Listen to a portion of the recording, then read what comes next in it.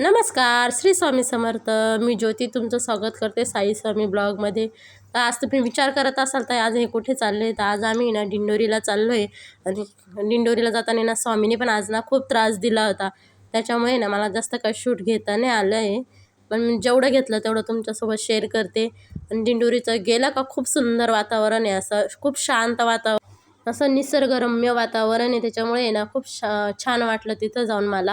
आणि खूप दिवसापासून माझं चाललं होतं जायचं, पण मला काही मुहूर्त लागत नाही. ज्यावेळेस स्वामी बोलवतील त्याच वेळेस जाणं होतं, हे नक्की खरं आहे. तर आज आहे ना अचानक ते म्हणे चल म्हणून गेलो. आणि काही नियोजन पण नव्हतं जाण्याचं, पण तरी पण म्हणले चल. घरातले सगळे कामं बाकी होती त्यावेळेस, आणि तिथे ना शैक्षणिक सहल पण आलेली होती मुलांची. खूप असं मला गेल्यावर तिथं इतकं छान वाटलं ना. इकडे स्वामी बघा कसं त्याचं चाललंय. त्यांनी जाताना नाही पण येताना खूप त्रास दिला होता. असं केंद्रात गेला का खूप शांत वाटतं. तुम्ही पण नक्की केंद्रात गेले का तुम्हाला बघा किती छान वाटत असेल. एकदम असं मनात शांतता असं वाटतं. आणि नंतर तिकडून आल्यावर आहे ना आम्ही सोनाराच्या दुकानात पण गेलो होतो. आत्याचे कानातले चेंज करायचे होते, म्हणजे हे नवीन घेतले बदलून. खूप आता असे नवीन डिझाईन आलेल्या ना, ह्या डिझाईनच्या सुद्धा ट्रेंड चालू आहे ना. आणि इथे आहे ना या 1 ग्रॅमच्या गंठण होत्या, त्या पण मी बघितल्या, खूप छान वाटत होत्या. ह्या आत्याच्या कानातले कसे वाटतात तुम्हाला नक्की सांगा. खूप छान वाटत होते कानातले पण. आणि इथे आहे ना यांनी हे बनवलेलं होतं ना भिंतीवरचं, तर मी बघितलं, मला खूप आवडलं. त्यांना विचारलं तुम्ही, ते म्हणे मी स्वतः बनवलेलं आहे. मग त्यांनी खोलून पण दाखवलं. हे सोनारे दादा आहे ना खूप छान आहे स्वभावाला. त्यांनी स्वतः उठून खोलून दाखवलं. इथं आजीने स्वामीला घेतलेलं होतं. आम्ही गावात गेलो होतो, मग तिने सांभाळलं थोडा वेळ. आजी नाही माझी स्वामीला बहुतेक टाईम सांभाळते. आणि म्हातारा माणूस आहे ना घरात असला का बरं राहतं. कोणाला कंटाळा येतो म्हातारा माणसांसोबत, मला बिलकुल कंटाळा येत नाही, कारण की म्हातारा माणूस म्हणजे घरात एक आधारच राहतो. त्यांच्यामुळं आपण त्यांच्या जीवावर आहे ना कुठे पण जाऊ शकतो. म्हणजे आजी आहे ना माझी, त्याच्यामुळे मला आजीचा खूप आधार आहे ना. आणि इकडं स्वामी आहे ना त्याचं चाललंय मस्ती करायचं काम. तो इतका खेळकर झालाय ना, तच नाही त्याला नुसतं असं उचलून घ्यावं लागतं. तो सारखा म्हणतो कंटिन्यू मला उचलूनच घ्या. त्याच्यामुळे ना घरात जास्त माणसं असले का लहान मुलांचा असा प्रकार होतो. तुमच्या पण घरात लहान मुलं असले ना तर असंच होतं असं ना. आत्याने ना मळ्यातून ना भाजी आणली होती, छान हिरवीगार कांदा पात आणली होती. भाजीपाला निसायचं काम आहे ना ह्या शक्यता करून आत्याच करते, मी ते काही करत नाही. हे भाऊचं त्यांच्या घरात आहे ना, त्यांनी सोप्याला कलर दिला होता, तुम्हाला दाखवते. आणि त्यांच्या घराचं पण आता कलरचं काम पूर्ण झालं आहे. तुम्हाला लवकरच त्यांचा होम टूर पण देईल, त्यांच्यासोबत माझा पण देईल. माझी मिरची पण संपली होती खाली, मग आरूला बोलली होती का मिरची डब्यातून काढून दे. आणि वरती चढायचं काम आहे ना हे आरूच करते, मी काय वरती चढत नाही जास्त करून. आणि आरूने मला मिरची पण काढून दिली होती. मिरची मसाला आमचा घरचाच राहतो, नेहमी आम्ही घरीच करतो. म्हणजे इकडच्या भागात तरी मिरची मसाला आहे ना हा घरीच करतात. आणि घरचा मिरची मसाला आहे ना खूप चांगला राहतो, म्हणजे वर्षभर चांगला टिकून राहतो. आणि मिरची पण माझ्याकडून सांडली होती. आणि माझे आहे ना डबे वेगळे घासायचं आलेले आहे, ते घासायचे पण आहे मला. लवकरच मला घर पण आवरायचं आहे. काय स्वामीमुळं मला घर काय लवकर वाटाणा बटाट्याची भाजी करायची मला. त्याच्यासाठी नाही मी कांदा पहिले तेलात परतून घेतला व्यवस्थित. आणि तो 2 चमचे बेसन पीठ टाकले. आणि हळद, मिरची मसाला जसं तुम्हाला तिखट लागतं त्याप्रमाणे टाका तुम्ही.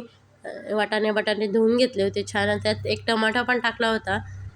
ही साधी सोपी झटपट होणारी रेसिपी आहे, तुम्ही पण करून पहा, छान होते.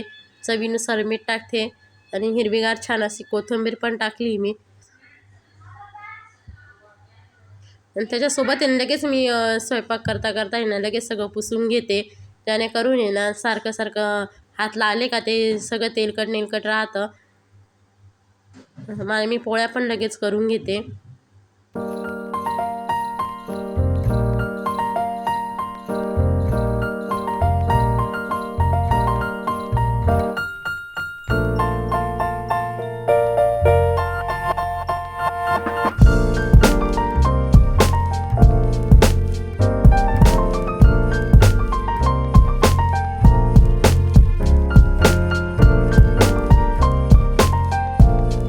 मध्ये मध्ये मला स्वामीला पण घ्यावाच लागतं आहे बघा. स्वामी पण लगेच हजर झाला.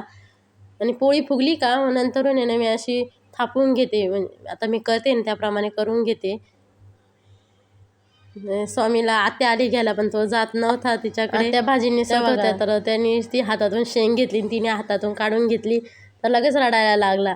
त्याला असं हातात वस्तू दिली का मग त्याच्या हातातून घेतलं का लगेच त्याचा रडायला सुरुवात होतं. बघा त्याच्या किती डोळे भरून आले. आणि इकडं आरुनी ना पैसे साचवायला सुरुवात केली. तिला विचारलं कशासाठी एवढे पैसे साचवती. पण ती मला सायकल घ्यायची त्याच्यासाठी मी ना पैसे साचवते म्हणजे मी तुमच्याकडून मागणार नाही. आता मी पापड चुरा करते आहे आणि शेगडीवर आहे ना पापड खूप छान असे भाजले गेले माझ्याकडून.